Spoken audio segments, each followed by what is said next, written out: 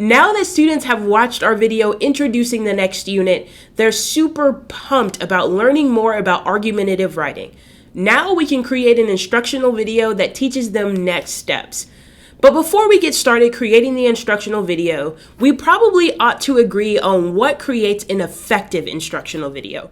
For help, we turn to our friends at the Center for Teaching at Vanderbilt University, who have 4 components of an effective instructional video. If you'd like to learn more, we've linked to their full article below, and I really encourage you to check it out. But here are the things that they say delineate really effective instructional videos from those that might have a few opportunities for growth. First, really effective instructional videos include signaling. They make it clear what people should focus on. You can do that by emphasizing your mouse clicks, using the annotation tools, or maybe even adding text in the browser-based editor. 2, they include segmenting, just one learning objective per video. We don't have to teach our students about the entire world in one really long video. Instead, we can teach them about the earth first, teach them about the environment in another, and make it super easy to digest. Third, includes weeding. We get rid of anything that is unimportant. And finally, we match modalities. We use the right tool for the job, and overall, we do what's best for our kids. So if they need a ton of audio, let's do it like that. If they need a ton of video, let's do it like that. Now that we know what makes an instructional video effective, let's go ahead and create one together.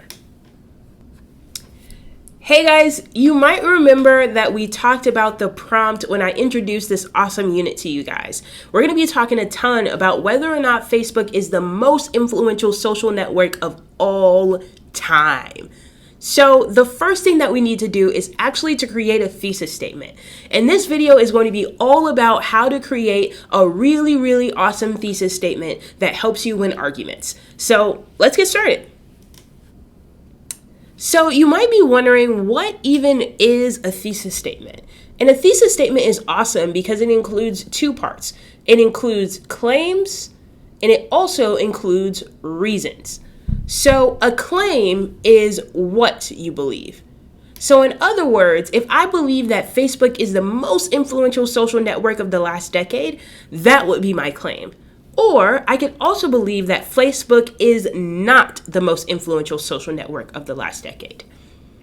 The next thing are your reasons why. So in other words, if you don't have a legitimate reason as to why you believe something, then nobody will probably believe you. So we want to include our reasons in our thesis statement, the why. So if I believe that Facebook is the most influential social network, I might say it's because it has changed the world of digital advertising and transformed the way that we communicate with our families, which is probably true, right? We all post videos and photos to Facebook. But if I believe that Facebook is not the most influential social network, then I would say that it's because only a small demographic of people use it. And they haven't really responded to any of the changing social trends like TikTok or Snapchat. So they're probably not the most influential of the last decade. So here's my thesis statement.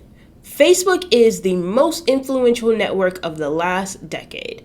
So that is my what? And then I have a because statement. So that's introducing my reader that I'm about to tell them the why. And the why actually is because it has changed the world of digital advertising and transformed the way we communicate with families. So if you're reading this thesis statement, you know what I believe, that Facebook has been the most influential over the last decade, and you also know why I believe it. You guys are going to write your own thesis statements based on the prompt next. Remember, you can always revisit this video if you forget a little bit what a thesis statement should look like. Once you've completed your instructional video, it's time to share it with your students. There's nothing better than an instructional video shared through Classroom where your students can easily see it and act on your assignment directions.